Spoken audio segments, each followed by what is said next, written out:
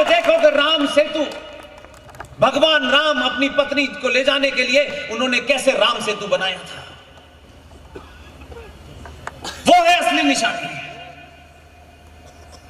मर्यादा पुरुषोत्तम राम का मंदिर बना, यह खुशी की बात है। लेकिन मैं ये मांग करता हूं, और ऐसा नहीं कि मैं मांग कर रहा हूं तो पूरी हो जाएगी, मुझे इसकी चिंता नहीं है, लेकिन मैं इसलिए रहूंगा खुश जीवन में, चला भी गया तो कोई दुख नहीं होगा कि मैंने अपने समय पे अपने लिए मांग नहीं की, आने वाली पीढ़ियों के लिए मांग की है। ये जो राम मंदिर बना है, करोड़ों रुपए से बना है, भव्य बना है, बनना चाहिए। ये किसी छोटा मोटे पुरुष का मंदिर नहीं है, यह मर्यादा पुरुषोत्तम राम का मंदिर है। लेकिन मुझे इसमें कुछ और कहना है। सरकार करे न करे इसकी चिंता नहीं है, मैं अपनी बात दर्ज कराना चाहता हूं। जब इस मंदिर का इतिहास लिखा जाएगा तो उस इतिहास को जिंदा रखने के लिए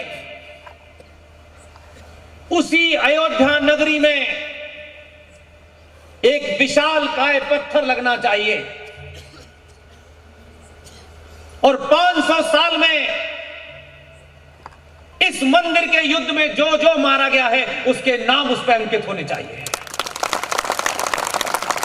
ताकि आने वाली पीढ़ियों को पता चले कि यह मंदिर कोई सरकार ने कहा, पुलिस ने कहा, कोर्ट ने कहा नहीं। इस जगह तक पहुंचने के लिए कई सारी पीढ़ियां खप गई।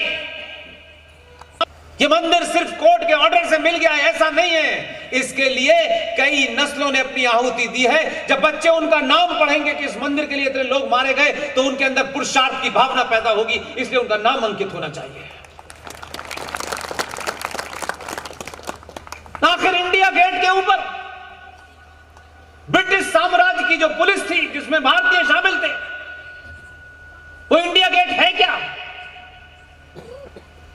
वर्ल्ड वॉर 1, वर्ल्ड वॉर 2 में ब्रिटिश साम्राज्य के अंदर जो भारतीय सैनिक थे, जो अंग्रेज सैनिक थे, जिन्होंने जंग लड़ी, उनके नाम खुदे हुए हैं। अगर इंडिया गेट के ऊपर ब्रिटिश साम्राज्य के साथ लड़ने वाले लोग भारतीय सिपाहियों के नाम लिखे हैं, तो सनातनी हिंदुओं के लिए, मंदिर के लिए आहुति देने वालों का नाम के लिए क्यों नहीं दीवार बन सकती? ये बननी चाहिए। इसलिए वक्फ कानून के तहत चौराहे चौराहे, गली गली लोग मकान छोड़ के भाग रहे हैं। इस देश में रोहिंग्या मुसलमान, पाकिस्तानी मुसलमान, बांग्लादेशी मुसलमान, अफगानिस्तान का मुसलमान, जहां जहां का कचरा है वो यहां आके इलीगल रह सकता है। सरकारें अपने स्वार्थ में खाना दे रही हैं। दिल्ली में टैंकरों से पानी दिया जा रहा है इसलिए कि ये वोट देंगे। डॉक्टर चंद्र प्रकाश द्विवेदी ने इतना बढ़िया सीरियल बनाया चाणक्य, हमने देखा, ताली बजाई, सो गए। अगर चाणक्य उस सीरियल को देख करके भी आपको याद होता, तब भी उसमें यही डायलॉग बोला गया था कि जो बाहर से आ रहे हैं, इनको यहां बसा रहे हैं, यही यहां कल अपने अधिकार की मांग करेंगे और आपको यहां से छोड़ के जाना पड़ेगा। हल्द्वानी में जिन दंगाइयों ने मकान जलाए, पुलिस के 350 लोगों को घायल किया, वो कितने शातिर हैं। उन्होंने अपने मकानों पे ताला लगाया और उत्तर प्रदेश भाग गए हैं, पकड़ में ही नहीं कोई आ रहा है। अब आप ढूंढते रहिए, जो मारा गया वो मारा गया। सरकारें मुखौटे लगा के आएंगी, 2-4 लाख रुपया दे देंगी, कहीं बस चुपचाप मर जाए, तुम्हारा भाई मर गया, बस ये 4 लाख रुपए को चाटो।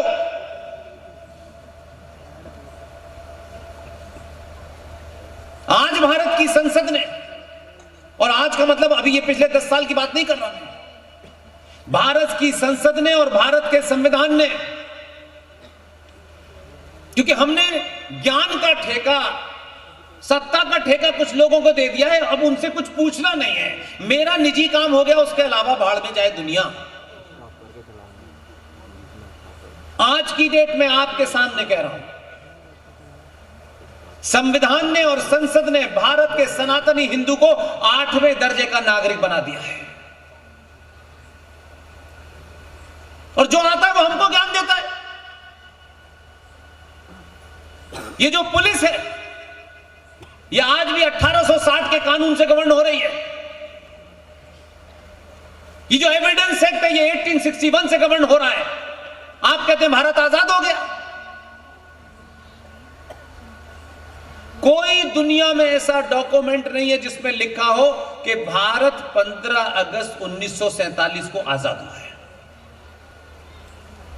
पूरी ताकत लगा दी हमने, ब्रिटिश लाइब्रेरी से लेकर उनकी आर्काइव से लेकर के भारत की 3 मूर्ति के अंदर जहां डॉक्यूमेंट रखे वहां कहीं और डॉक्यूमेंट नहीं है। लेकिन बच्चे बेचारे 15 अगस्त को बापू डंडा खींच रहे, बापू चले गए तो वो आ गए, जिनका आज डे है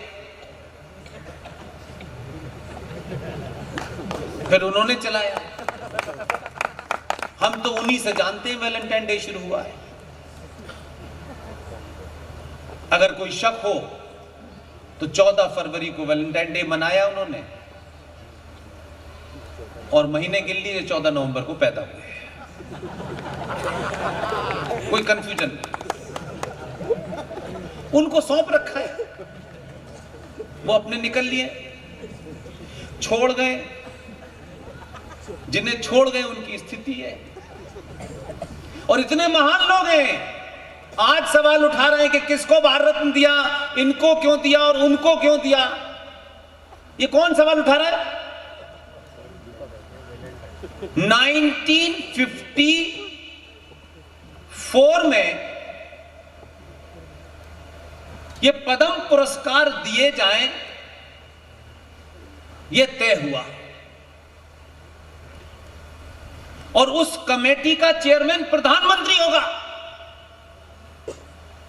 ये जो पद्म पुरस्कार में अलग अलग लोग समाज में काम करते हैं कि साहब नरसिम्हा राव ने बहुत बड़ा काम किया इसलिए उनको दिया।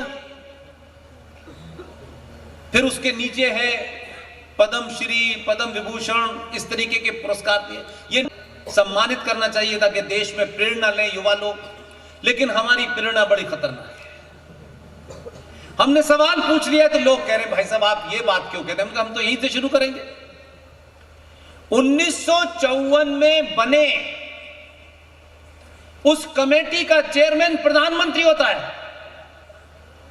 1955 में पद्म पुरस्कार देने की कमेटी के चेयरमैन फूलवाले चचा थे। ये दुनिया में ऐसी मिसालें कम मिलती हैं क्योंकि ऐसे बिरले हमारे यही पैदा होते हैं। बाहर पैदा होने की हिम्मत ही नहीं है। यहां एक से एक ऐसी ऐसी आत्माएं पैदा हुई हैं, लगता है कि छत पे से कूद के मर जाओ ज्यादा अच्छा है,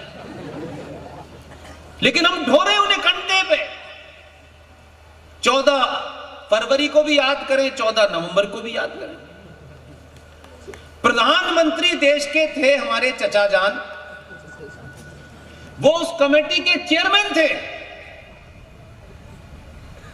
और पहले देश में यह मिसाल नहीं, ऐसी परिपाटी बनाई गई है इस देश में, लेकिन किसी ने मुंह नहीं खोला। वैसे तो लोग बड़ी चर्चा करते हैं भाई, आप रात रात दिन दिन। प्रधानमंत्री जिन पद्म कमेटी का चेयरमैन होता है, यह पूरी दुनिया में मिसाल नहीं मिलती कि जो प्रधानमंत्री जवाहरलाल नेहरू पद्म अवार्डों का चेयरमैन था उसने अपने आप ही भारत में ले लिया। आई शर्म। क्या सोचती होगी दुनिया, कैसे लोग हो यार, कैसे जोकरों को चुनते हो यार। ऐसा नहीं था क्योंकि आप तो दुनिया में कहीं और बिजी थे। उनकी एक महान बेटी थी, उनको सब जानते हैं। वो 19 नवंबर को पैदा हुई थी। वो 1971